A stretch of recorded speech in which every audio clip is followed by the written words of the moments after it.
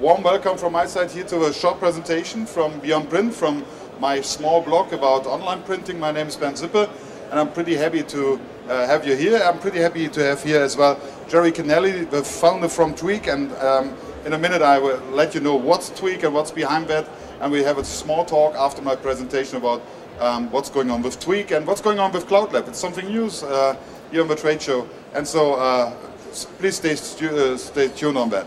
So before we start over talking a little bit about the numbers in the online printing industry, I want to give you a short idea about what is Zipcon Consulting. Zipcon Consulting is a consultancy helping printers to go online, or if they are online, to help them to improve what they are doing over there. And if they already improve, we help them to be more successful in the online printing business. This is our goal, and to reach that goal, we need numbers. So we need to define the market, we need to understand the market, we need to understand how big is print. Is it still alive, or is there something we have to assume that it's going to die sometime, maybe next year or whatever. And if you look around that trade show, you see, no, it will not be dead. Print is still alive, but we are struggling. We are struggling with a big issue. And the biggest issue we have nowadays is that we have something, we call it digital transformation. All the things we did manually in the past are now digital. Sending a letter is email, sending a fax is email, yeah? Doing an order, it's also online. And so we have a digital transformation that already picked up our customers as well. And so, of course, if we are printers, if our customers are picked and really attached by the digital transformation, we are also, and we have to react. And so it's very important to understand that print is not dead, print is still alive, but we have to understand that we have to be there where our customers are. And if our customers are online, we have to be online. And so my simple message is, print is alive, and online print will rock the world, and I'm sure about that, and I'll give you some numbers on that, so you have just some ideas about this. Okay, looking at the print production volume in the world, just to give you an idea about the numbers, because we are not talking about millions, we are talking about billions turnover. And looking at now for America, we have about 60 billions turnover, in Western Europe 74. These are all numbers from 2014. Nearly 106 in Asia and in China. So we have a huge turnover just by production and printing. Not talking about newspapers, not talking about all the packaging stuff and so on, just a normal production printing. And that's enormous, because if you see the numbers behind that, and that online printing is already in the market. It's not so that online printing is still some small plant. It's still in the market, and it's since years growing, because looking at these numbers in 2014, you see we have a market share of all generated print, online print, generated. I always have problems with my tongue. If I had some whiskey last night, sorry for that. So online generated print volume in 2014, we see it's already 14%, 12% in the United States, 15% in Western Europe, and it's in China 10%, even if they don't have so many open shops. So what's the miracle behind it? Why is it like that? But first of all, before we have that answer, we look at these numbers behind it, and we see that in Western Europe we have nearly 11.1 billion turnover in online printing. And that's amazing, because this is in 2014, and we expect at the end of this year we have some new data on that, and it will grow as well, and it will grow and grow, because if you look into the future, we see that there's a big market share in this direction. But before that, we looked as well how many pages are printed online, just to have an idea. And if we're looking at these numbers, we're talking about trillion, not about billion, we're talking about trillion. And if you look at Western Europe, for example, we have 1.7 trillion online printed pages per year, if we take the numbers from 2014. And that will be enough to cover Germany in whole with paper, and not only by 1 centimeter. So it's amazing what's going on there, and it's amazing if we can see how fast the growth rate is. Looking into 2020, that's a little bit like looking in a crystal bowl, but not so much, because we already looked into, we discussed a lot with big vendors, we discussed a lot of it, had a lot of discussion with online printers, and we're looking a little bit together with them in the future. And if we put together all these numbers, we generate this forecast. We see that we have in Western Europe by 2020, so nearly to the next drupa, or shortly after the next drupa in 3 years, we have a market share by 40% by online printing. The funny thing is that normally we would assume that the United States would be ahead, but not in online printing. The funny thing is that Europe is ahead on that. Because if you look around these trade shows, and even if you look into the internet, you see hundreds of companies doing that in Europe, but just a small amount of companies doing that in the United States. And so Europe is some kind of lighthouse or whatever for online printing. It's amazing to see even how deeply the technology is developed over the years. For example, CloudLab, or look at the Chili editor, look at Tweak and all these technologies. They are leading in the world and they are really leading into a new generation of software applications. And the next thing is that sometimes if we're talking about online print, mostly the people have in mind, oh, we're talking about Fly Alarm or Simpress or Vistaprint or whatever. No, it's not only that. Online printing is also a huge area of B2B portals. And this is not being seen in public. This is hidden, because if we two have a relationship in our business, and you're selling me print, no one ever needs to know that. And so it's mostly in secret. And this business model is by far the biggest business model in online printing. And just to keep in mind, if you have an automotive vendor, for example, he's selling lights for the car, and do you still have in mind that they are ordering, BMW would order via fax or via email or whatever? No, they do it automatically via systems, via ERP systems. And so it's very important to have in mind that this is a huge area for the future as well. But we also have some print brokers. Print brokers are companies like Wir machen Druck, for example, here in Germany, or even some part of Vistaprint are print brokers, because they're just using the channel to sell print. They're setting up shops, they're setting up marketing channels, and with these marketing channels, they are going directly into the different customer niches and selling print over there. And they are buying print and reselling print, so they are print brokers. And we have some print resellers. That's an original. It's just some companies that are doing normal print, like the printer just around the corner. But sometimes they see they can't give the same prices to their customers, and so they are picking up maybe the cheaper online print products and bring that to their customers, especially for simple printing goods like letterheads, flyers, and so on. So we have that four groups here, and these four groups are altogether online printing to us, not only for online shop. So, just to give you an impression about the size, how big is the market in online, not talking about online print at this moment, I'm just talking about the big bubble over here. So we have, if you look in 2014, we have about a 912 billion turnover in Germany, Austria and Switzerland in e-commerce and e-business. It's amazing, eh? Did you believe that Amazon has a turnover like that? No, it's wrong. It's not Amazon. Because if you look at these numbers, this is all the light blue bubble over here. This is all B2B. This is something we don't see.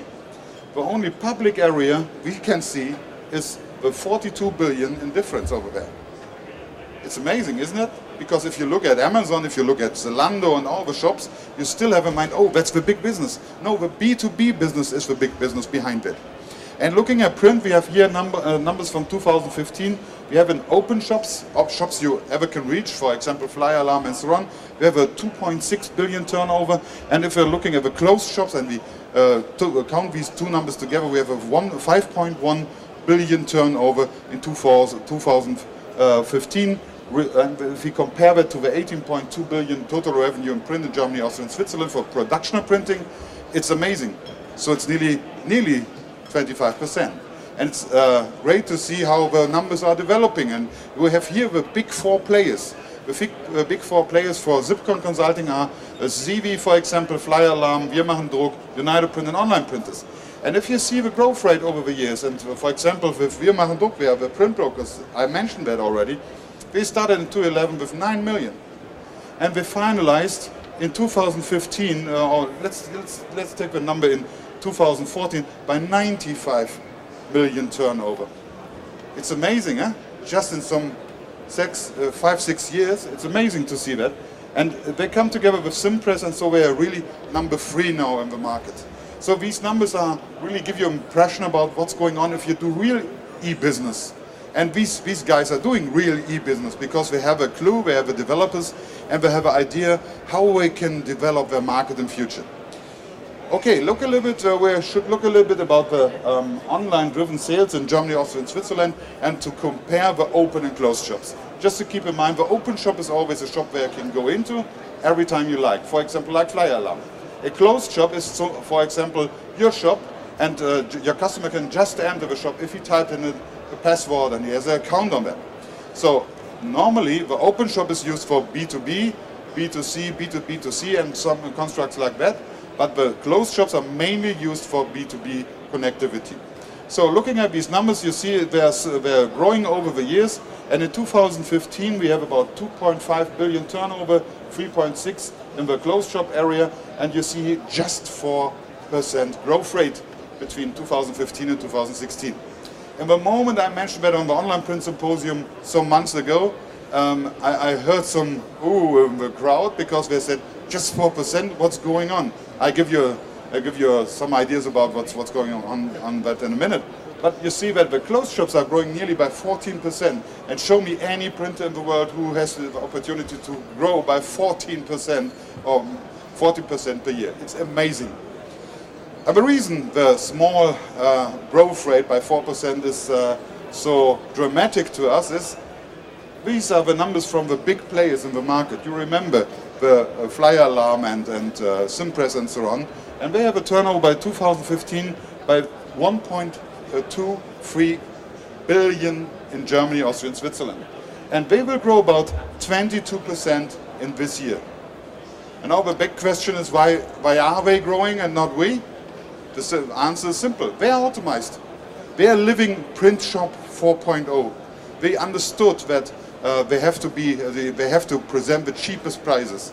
They understood that they have to produce for the lowest rates and so on. And so they are really optimized, and in this direction you see they are really growing. But the smaller players are not stupid. They understood the market. They understood what's going on. And so the smaller players in the market, and even if I'm talking about smaller players, I mean companies doing less than 80 millions, to be honest, smaller players in the online print market, they are growing into the B2B area. Why? Because you have a more reliable business. And you can assume what's going on in future. With an open shop, you can't assume what's going on. Okay, if it's Christmas, you know you're selling a lot of Christmas cards. But what's about the summer or what's about autumn? So it's very important that you have in mind that if you have a B2B business, it's a reliable business. If once you help your customer to grow into that business, he will hold on that. And if you do nothing wrong, if you give him the right service, if you serve him well, and if you do give him new service over the months, he will be with you till the end of the internet. And so it's very important to understand for us all that B2B is the challenge for smaller printers, but this is the best way to grow, to be honest. Now starting with a competing system to Flyer Alarm, I think that this might cost you 2 billion or whatever to set up all the marketing stuff and so on, because they are since years in the market, and so it's, in my opinion, it's a long way to rumble with that. But anyway, we see where the growth rate is right, and we see there are a lot of chances in the market, and I want to give you some more impressions about some trends, what's going on at this point in the market, and what are the trends for this year. So Jerry, take a picture. Okay, you can have a PDF, Jerry, later on. You're part of a show. I send you the PDF if you like. And to every other guy of these guys too, if they just have to give them a business card to Mark or someone else, and they'll send you the PDF, I promise. Anyway, so we have at mass customization stuff. And the mass customization stuff is one of the biggest trends at this point. And the miracle behind that, it's pretty easy. It's really pretty easy. You have that box. And this box is about, maybe if you buy that, it's about €2. And this box is a simple one. Easy. And you can take your sandwich in it. That's it. It's an old-fashioned German box. The funny thing is, if I have your name on it, it's your box. In the same moment your name is printed on that, or maybe printed in some special way on that box, it's your box. You accept that as your product. And for example, if you're looking for a good birthday present, you go into a shop and someone would print on that box. And you have, what's the name of your wife? Yeah, and we print Carola on that. You have a great birthday business. And it's worth about 20 euros. Because it's your birthday present to your wife. And this is very simple, how to make cheap things expensive. Make it personal. And the best example for this is this small company I like most. It's my muesli. You know, my muesli, they learned about 8 years ago that you have to, if there's a chance that the user can customize his muesli, he's willing to pay more. So they are not doing the simple, boring box like this. They are setting up some kind of tube. And you can combine whatever you like. You can combine nuts and grains and whatever. So my wife told me I don't have to do that anymore because I always choose chocolate, and that's not working. It's not so healthy, but I think you can see that anyway. So I have my muesli, and so if you can configure that muesli, and it's your muesli, and it's worth, the customer pays more for that than for a normal muesli.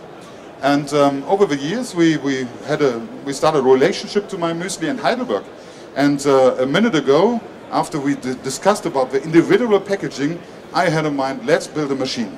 You can go over there, it's the football printing machine from Heidelberg in a special configuration. Is setting up these tubes here, and you see some of these pictures, it's exactly this tube, and it's quite amazing how easy to produce that. Mass customization inside of a point of sale inside the shop. They have their printer over there, they have a small tablet near to the printer. The customer can choose the picture, can type in some text, can change the name, and then the text inside the application, by the way, it's a CloudLab application made by Longo in Augsburg. This application is sent to the server, to the Longo server, the CloudLab server in Augsburg, and they send back the machine data on the machine. And in the same minute, the lady or the guy who's standing in front of a machine can just plug in this tube, and the tube gets printed, and it's finalized during 3 minutes or something like that. And after that, he has to pay more, 7 euros. And so I have a simple good, like a muesli or cereals, and I put that in the tube, the customer is willing to pay more. If I personalize the tube, the customer is willing to pay more than more. And that's amazing in my opinion, because so we see that mass customization is really one of the big trends, even on this show here, because you see a lot of machines just printing on something. For example, at my Mimaki, or if you go over to Heidelberg or HP, you see machines printing on stuff like that. Anyway, one next big thing in 2016 is the trend of co-opetition. Last year, Robert Keane, the CEO of Simpress, had a big discussion at the Online Print Symposium. It's a conference we are doing every year related on online print in Central Europe. And he presented the idea, hey, I've such a huge demand on print. So all the printers in the world, why don't you work together with me, even if you're my competitor? But if you can print something pretty good and I can't, so why shouldn't I buy this from you and present that via my platform to my channel? And that's the easy idea about co-opetition. I'm working together with my competitor. And this idea grows and grows, and even the other online printers have several systems like that. If you go over to online printers and maybe to United Print, they have the same idea with the partner shops, for example. Co-opetition is the next big thing. It's some kind of difficult sometimes, and you must clearly look into the contracts, but it works. And if we see the big co-opetition partners of Simpress, they are growing, and they are growing dramatically. One other thing I really like is something from the internet community, the e-business community. And this is something where I see that all the big players are not very good in. You know, if you have some simple recipes in e-commerce, you normally know everything what your customer is doing inside the shop. You know every step. If you log into the shop, I can see everything what you're doing. I can really follow your journey. And if all of you are doing that, I have some kind of trend. I can see, oh, at 3 in the afternoon, the people are coming into my shop and they're looking for, let's say, t-shirts. And at 8, they're coming into my shop, they're looking for invitation cards. So what should I do? Offering t-shirts at 3 and offering cards in the evening. So it's a simple trend analysis. And a lot of shops are not doing that. But trend analysis plus some kind of real-time personalization helps a lot to keep the customer. Because the biggest thing, or the biggest issue where all the online resellers and online sellers are very afraid of is the right finger, or the finger of the right hand. Because you click on the next page. And if you're gone, you're gone. And so it's very important that the shop you're presenting is personal. And that you're not only have a greeting, "Hi Bernd." No, why don't we have all the products in the shop? Why is not my logo inside? They have my logo. I have a relationship to them. They have my name. Why don't we present the name, for example, my name on the preview for the products? And so it's personal. Even if I don't order that, I have a feeling it's all made for me. And if I add on this the customer insights I can get by the analysis of the customer journey, and if I look a little bit deeper in payment and at what time they can pay, how they pay, it's amazing to see what's going on with that. And at the end of the story is you have an absolutely increasing success with the customer loyalty, because they feel that this shop is made for them. And we call that cognitive commerce, and this is a big, big issue. Also, online printers are looking a little bit behind the mobility services, and this is something to myself, I think it's very funny, because normally if we go out, are you looking for a restaurant in the yellow pages? Are you asking someone? No, you're starting Google, restaurant near here. That's it. Oh, 4.6, I go there. Yeah? Simple decision. Yeah, and if it's not good, you blame Google, but no one personally. Yeah. Anyway, we are used to use the mobile as information gathering tool. But why not for print? Of course, no one will order business cards via mobile, but they look on their mobile to do a research on the prices. And so every online shop for print should be responsive and should be mobile as well. And if you look at the big players, more on that on my blog, for example, where are more texts and more information about that. If you look at these big online players, you see that not all of them really understood that they have to be mobile. So that's a big trend. And as well, the high-end printing trend. And this is some example I really like most, because this is bringing back a little bit the good old picture book for children. And if you remember, I can really good remember a book. It's called the Kleine Raupe Nimmersatt. It was an insect, and through the book there were holes, and I was really enthusiastic about that as a small boy. But nowadays, also the children books are changing. And there's a small company called Kleine Prinz. And this company develops books just with 4 or 5 pictures about mom, dad, grandpa, grandma. And on the other side there's a name.